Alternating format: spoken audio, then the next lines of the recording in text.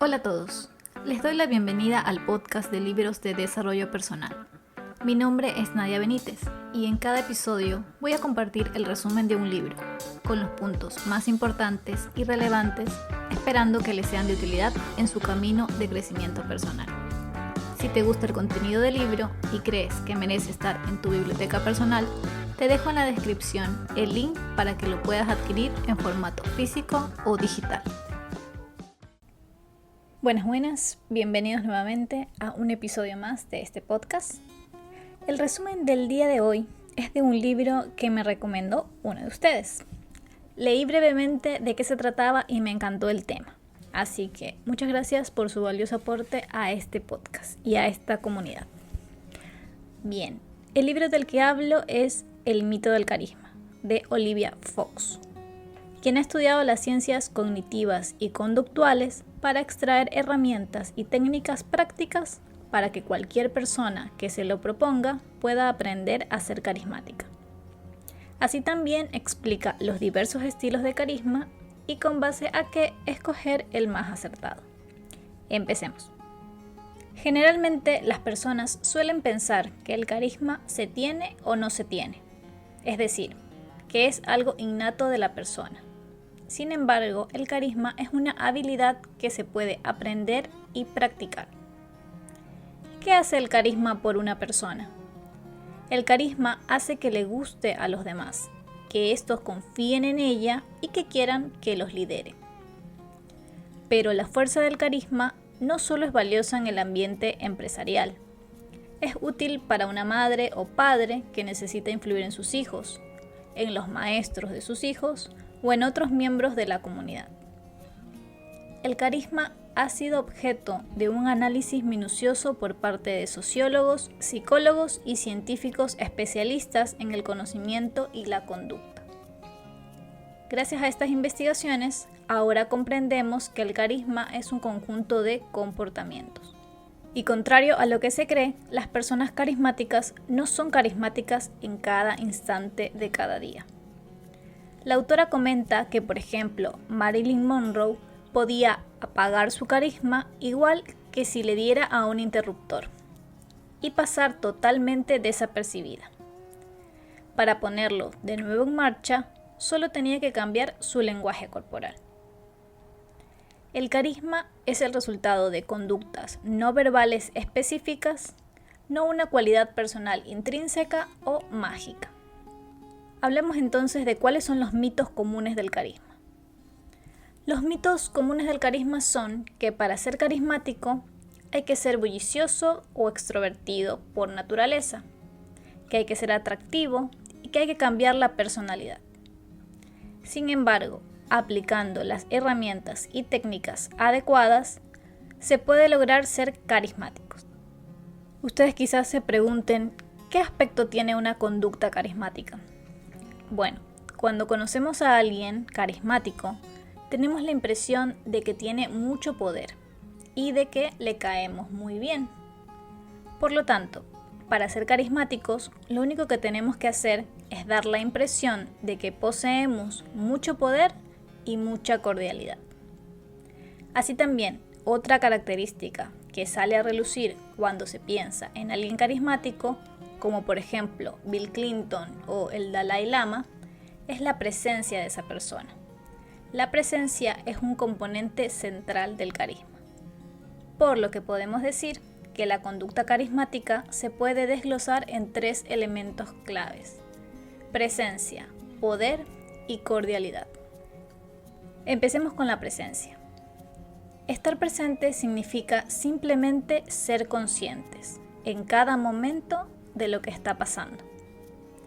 Significa prestar atención a lo que sucede, en lugar de estar ensimismados en nuestros propios pensamientos. ¿Cuántas veces nos sucede que estamos conversando con alguien y de repente algún pensamiento se nos cruza por la mente y dejamos de prestar atención, así sea por 2 segundos?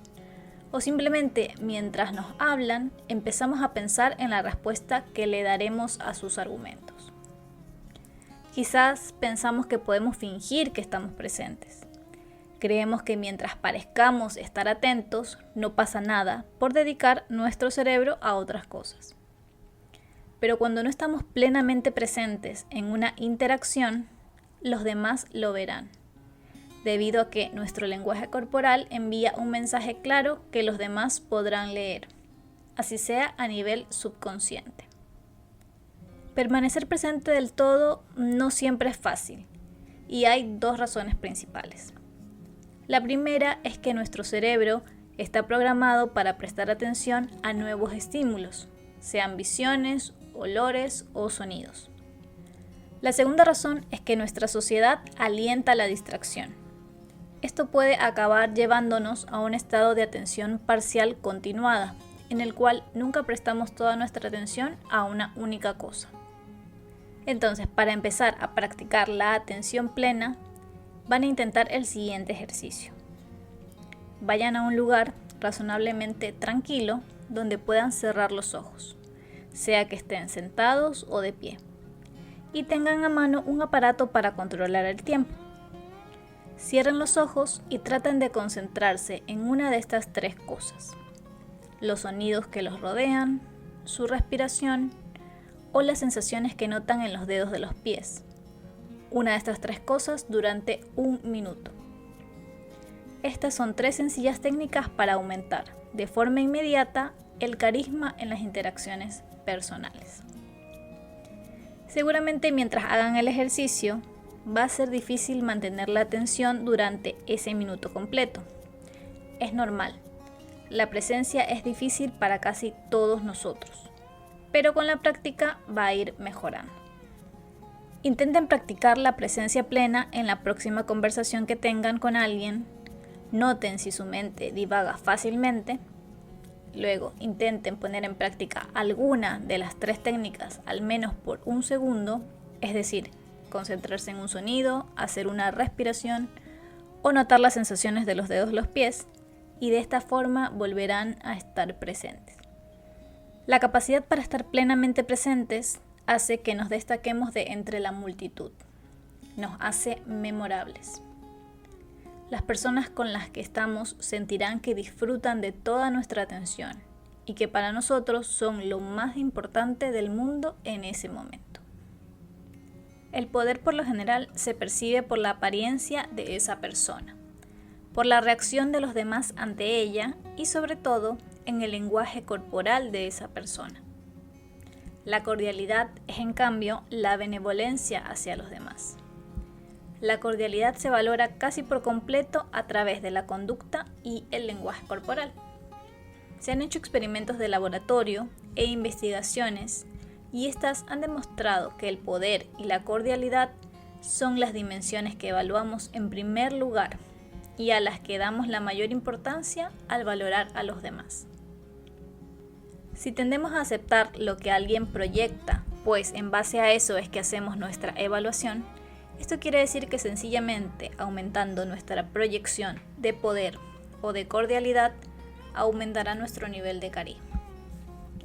Por lo tanto, la combinación de presencia, poder y cordialidad es una de las más eficaces para ayudarnos a maximizar todo nuestro potencial carismático.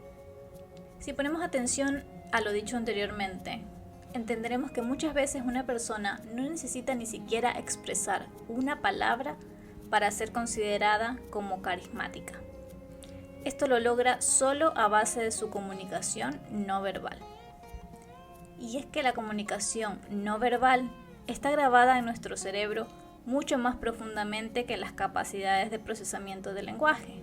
Desde antes de que exista el lenguaje hablado, ya se lograban comunicar nuestros antepasados.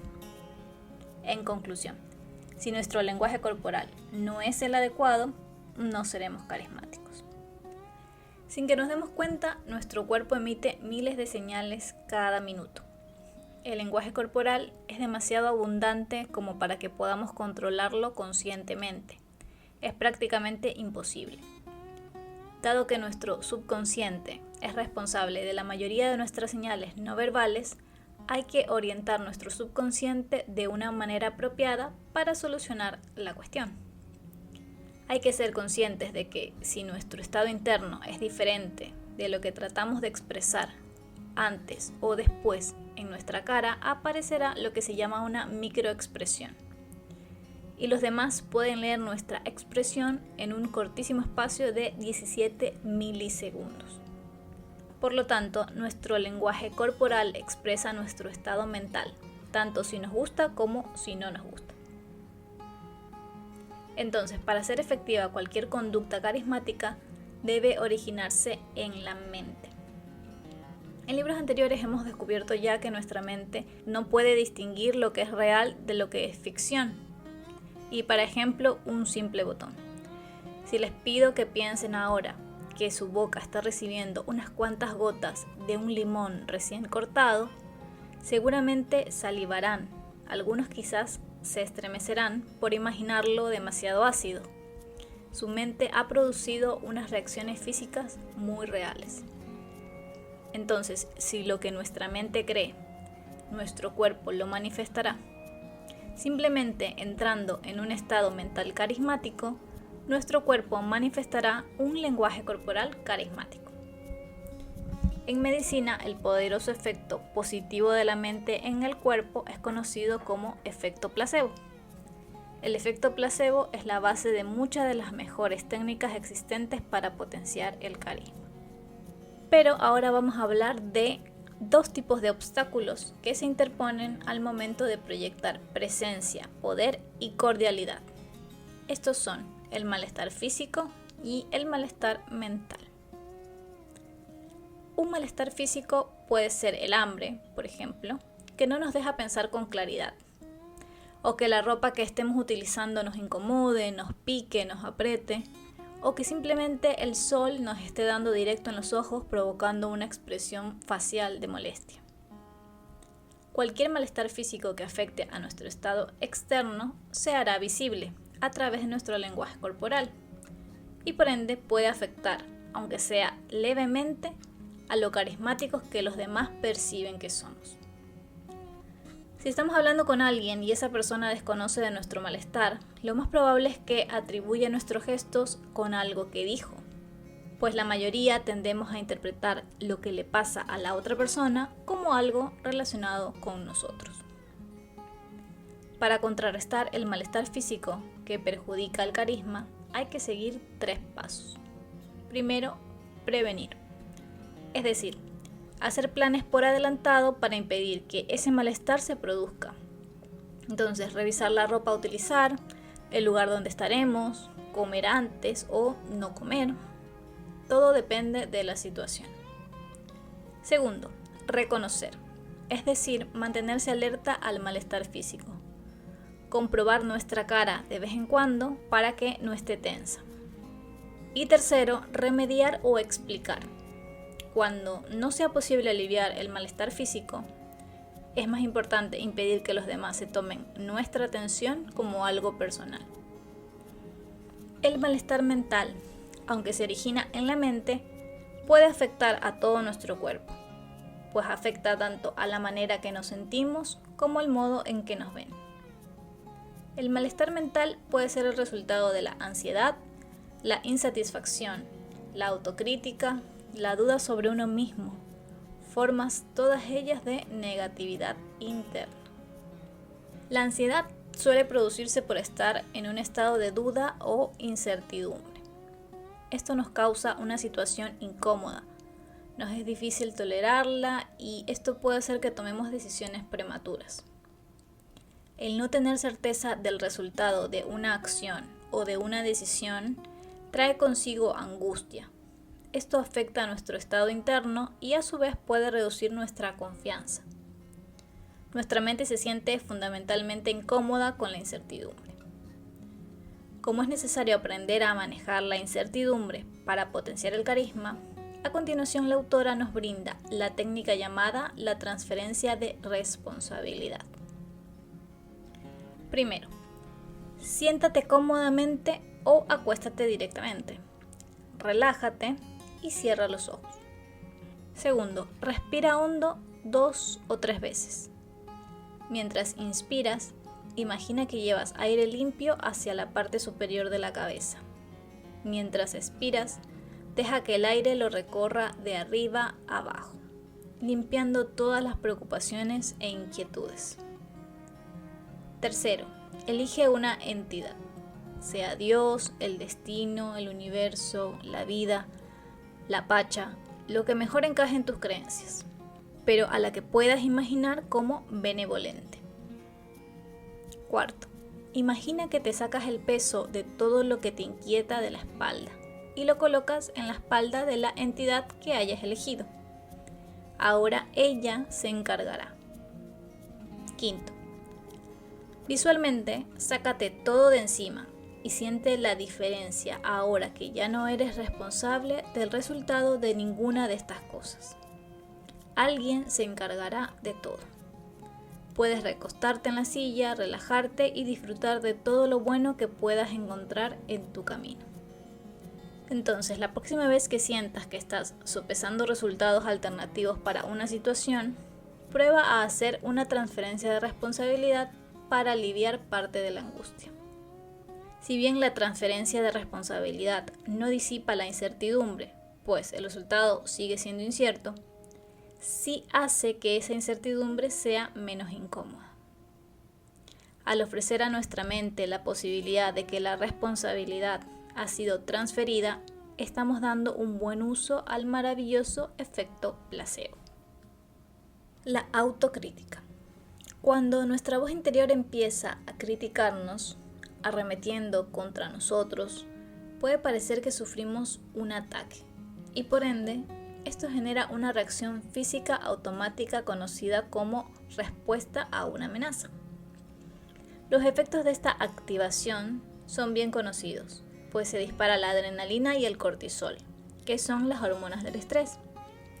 A su vez, nuestro organismo cancela las funciones que no son urgentes, como la digestión, por ejemplo, pero también bloquea el pensamiento analítico, la percepción creativa y la solución de problemas. La autocrítica es uno de los obstáculos más comunes para una gran actuación en cualquier campo. Afecta a la manera en que nos perciben los demás. Por otro lado, dudar de nosotros mismos es una falta de confianza en nuestra propia capacidad para lograr algo. Esto puede generar un fenómeno denominado como el síndrome del impostor, que hace que las personas competentes crean que en realidad no saben lo que están haciendo y esperan que alguien los delate como fraudes. En el blog tengo un artículo que habla sobre esto, por si quieren profundizar un poco más en el tema. Saber cómo manejar el síndrome del impostor y la crítica interna es esencial para liberar nuestro potencial de carisma. Bien, ya que vimos los obstáculos, vamos a aprender cómo superar los obstáculos.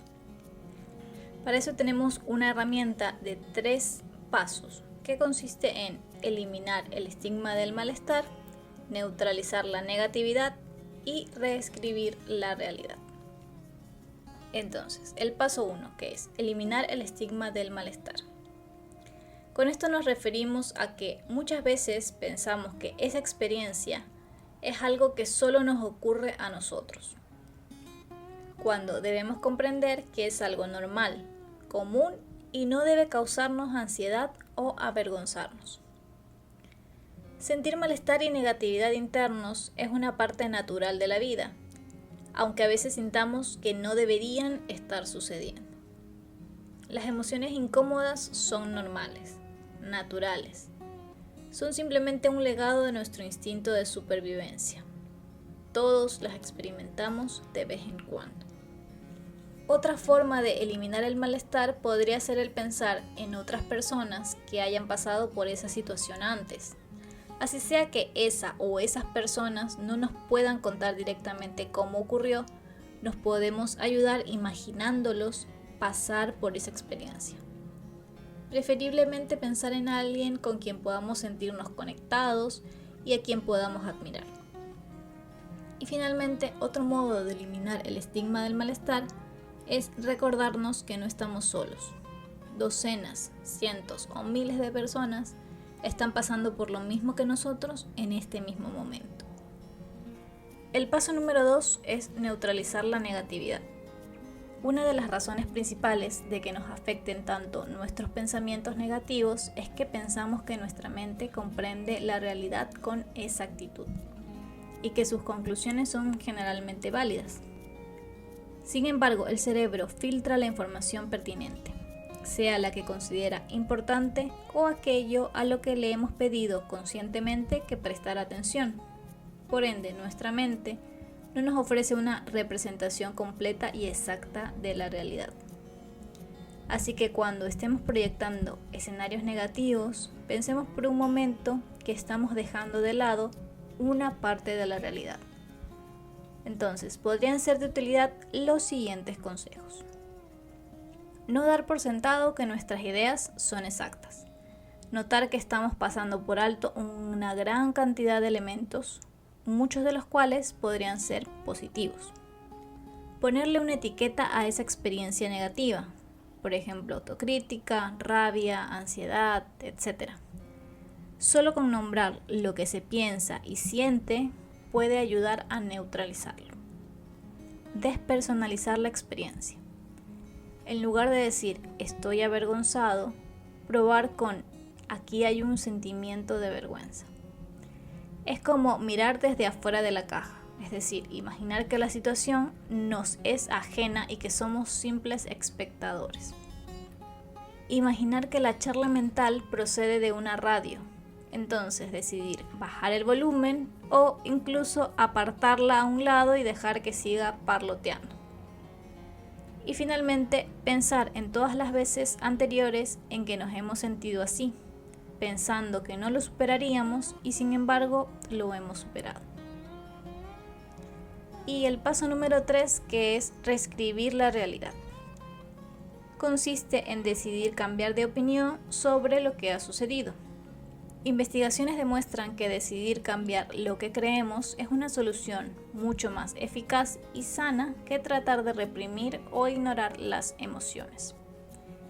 Como nos es casi imposible saber con seguridad qué motiva los actos de alguien, entonces lo mejor es elegir la explicación que más útil sea para nosotros y crear una versión de los acontecimientos que nos lleve al estado mental específico que necesitamos para el carisma. Asumamos que estamos en camino a una reunión importante donde debemos hacer uso del carisma para lograr el mejor resultado posible. Pero de repente en la carretera un auto aparece a toda velocidad en nuestra dirección y lo logramos esquivar por segundos. Este hecho nos impacta y dependiendo de nuestra personalidad podría producirnos furia, nervios, pánico o ira incontrolable. Pues bien, para poder volver a nuestro estado de carisma aplicaremos este paso. Es tan sencillo como sentarse a escribir una nueva realidad en un papel. La escritura accede a partes diferentes de nuestro cerebro y afecta a nuestras opiniones de manera que otros modos de expresión no lo hacen. Por eso es tan importante escribirlo.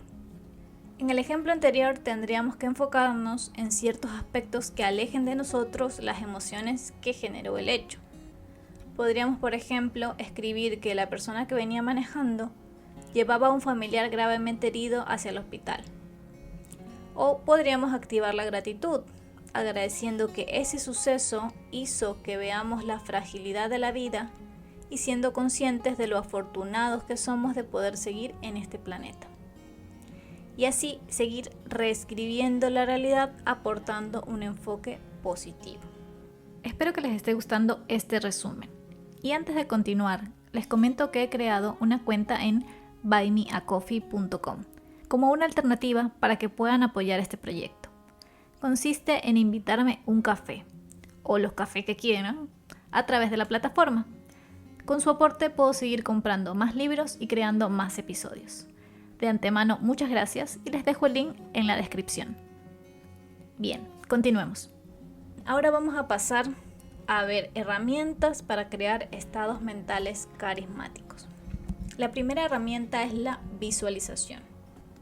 Dados sus poderosos efectos mentales y fisiológicos, la visualización es una de las herramientas disponibles más eficaces para potenciar el carisma. Se puede utilizar para antes de hacer una presentación o antes de alguna reunión importante, incluso antes de escribir un mail importante. Pues hacer una visualización apropiada nos ayuda a adoptar el lenguaje corporal apropiado para que las palabras adecuadas fluyan sin esfuerzo. Así también se puede utilizar en cualquier momento en que sintamos ansiedad. A continuación, una guía paso a paso de una visualización para aumentar poder o confianza. Cierra los ojos y relájate. Recuerda una experiencia del pasado en que sintieras un triunfo absoluto. Por ejemplo, el día que ganaste un concurso o un premio, o el día que te graduaste. Oye los sonidos que hay a tu alrededor, los aplausos, los murmullos de aprobación. Ahora mira las sonrisas y expresiones de cordialidad y admiración en la cara de la gente. Siente los pies afirmados en el suelo y los apretones de manos con que te felicitan. Sobre todo, experimenta tus sentimientos, la cálida sensación de confianza que crece en tu interior. Intenta imaginar todo esto con el mayor detalle posible. Ahora vamos a ver la segunda herramienta que nos va a ayudar a activar la cordialidad, que ya sabemos que es uno de los componentes clave de la conducta carismática. Y para esto tenemos que tener gratitud, benevolencia y compasión. Entonces, la gratitud. La gratitud es un gran antídoto contra todos estos sentimientos negativos porque surge al pensar en cosas que ya tenemos. O sea, pueden ser cosas materiales, pueden ser experiencias pasadas o pueden ser buenas relaciones interpersonales que mantenemos hoy en día con alguien. Y para poder activar la gratitud, la autora nos da 3 consejos. Primero, recorre tu cuerpo de la cabeza a los pies y encuentra 3 cosas por las que agradeces. Por ejemplo, puede ser por tener pies para poder caminar. Otra manera de invocar gratitud es centrarnos en pequeñas cosas, físicamente presentes. Por ejemplo, mirar a tu alrededor y encontrar 3 cosas agradables a la vista, incluso las más pequeñas. Puede ser un cuadro lindo, la ventana con una buena vista, etc. Otra buena herramienta que aumenta la gratitud es ver nuestra vida con los ojos de otra persona y escribir un relato sobre nosotros mismos bajo una óptica positiva. Empieza por describir tu vida como si fueras un observador externo y céntrate en todos los aspectos positivos que se te ocurran. Ahora vamos a ver la benevolencia, que es el segundo paso en el camino hacia la cordialidad y finalmente hacia el carisma. La benevolencia es el simple estado de desear lo mejor a los demás. Cuando nos concentramos de verdad en el bienestar de alguien, nos sentimos más conectados a ellos. Se nos ve en la cara y los demás nos perciben como alguien lleno de cordialidad. Para ponerlo en práctica tenemos 2 formas. Una manera simple pero eficaz de empezar es tratar de encontrar 3 cosas que te gusten en la persona hacia la que quieres sentir benevolencia. Puede ser incluso el color de camisa que tiene puesto o que llegó puntual a la reunión. Otra forma es imaginar que la persona con la que hablamos y todos los que están a su alrededor tienen unas alas de ángeles invisibles. Si aunque solo sea por un segundo podemos ver a alguien como un ser fundamentalmente bueno, esto hará que nuestra reacción emocional hacia él sea más dulce y cálida, lo cual cambiará todo nuestro lenguaje corporal. Y por último, la compasión, que es empatía más benevolencia. Significa que comprendemos cómo se siente y le deseamos lo mejor a la otra persona. Para poder activar la compasión, puedes utilizar los 3 consejos siguientes. 1. Imagina el pasado de esa persona. ¿Qué tal que tú hubieras nacido en las circunstancias, familia y crianza de esa persona? 2. Imagina el presente de esa persona. Trata de verdad de ponerte en su lugar en ese momento. Y por último, mírala y pregúntate, ¿y si fuera su último día de vida?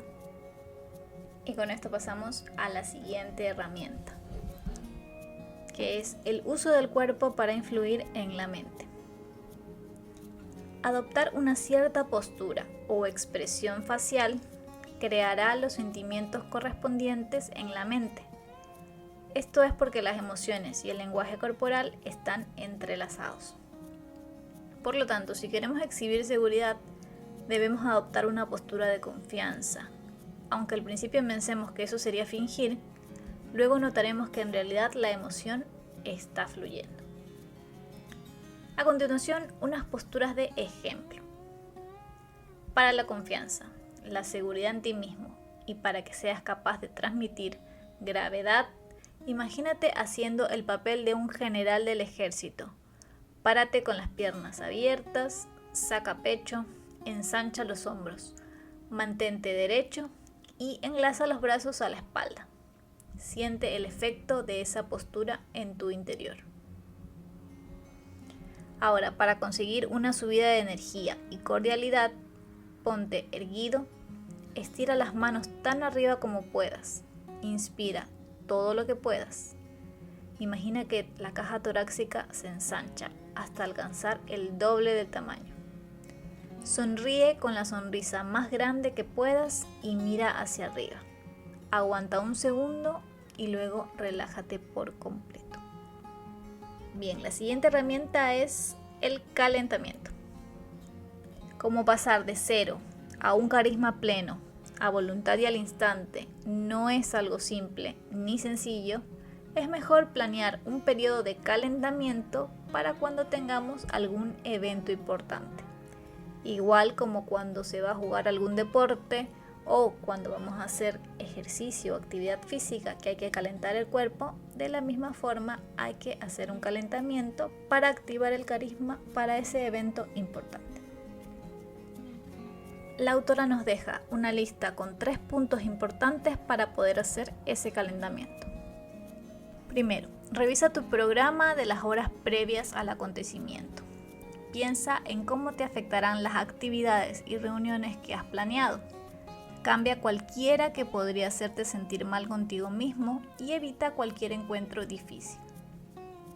Segundo, busca experiencias que aumenten tu cordialidad o tu confianza, como ir a tomar un café con alguien que te haga sentir bien o tener una charla amena con un amigo.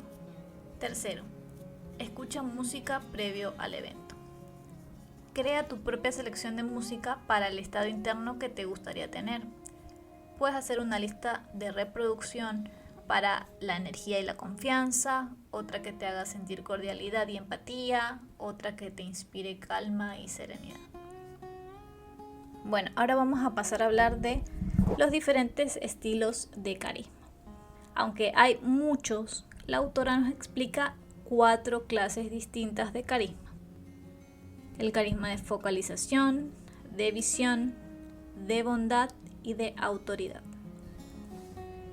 El carisma de focalización se basa principalmente en una percepción del presente.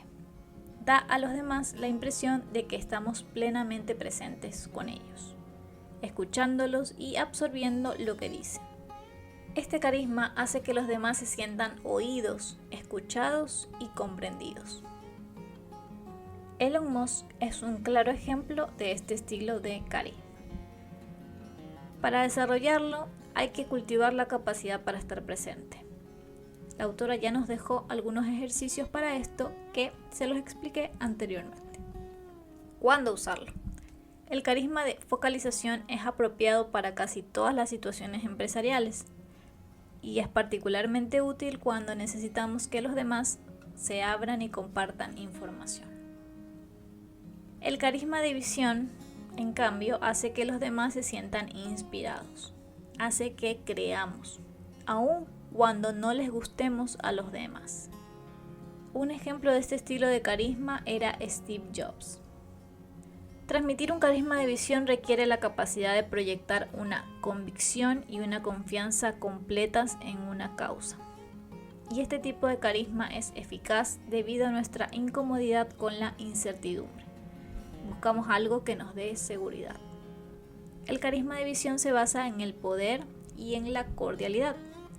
Entonces, una de las claves para comunicar el carisma de visión es entrar en un estado de convicción total, despojándonos de cualquier duda.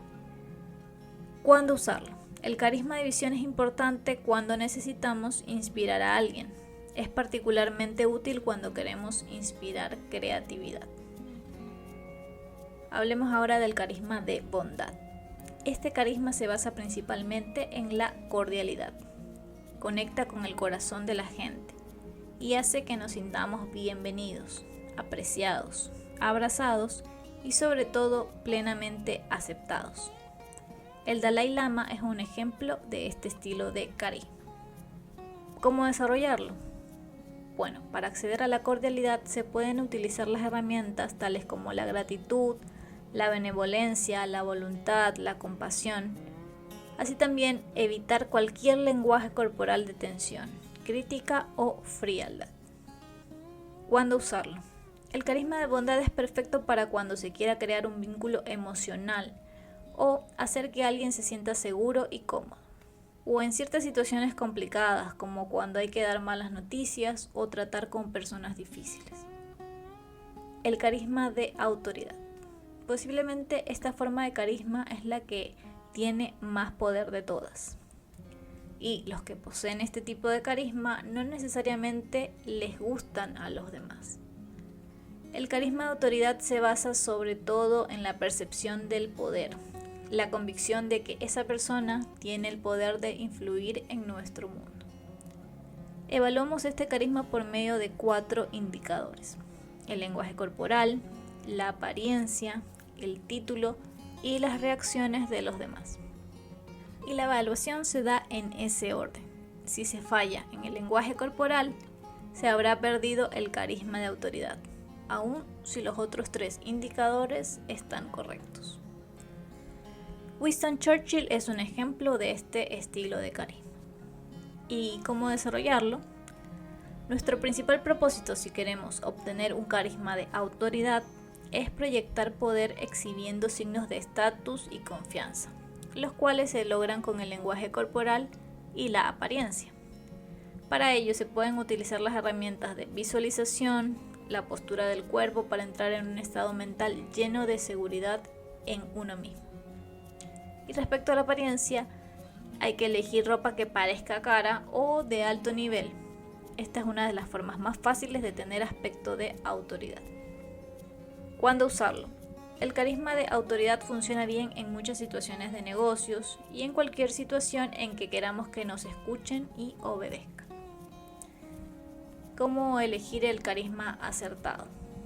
Bueno, hay que tener en cuenta 3 factores: nuestra personalidad, es decir, los estilos, herramientas y técnicas que nos queden más cómodos a nosotros. El segundo factor son nuestras metas, es decir, tener claro qué queremos alcanzar. Y por último, la situación, es decir, entender el contexto. Bien, estamos llegando ya a la parte final del resumen del libro y tengo 2 puntos más para hablar. El primero es hablar y escuchar con carisma.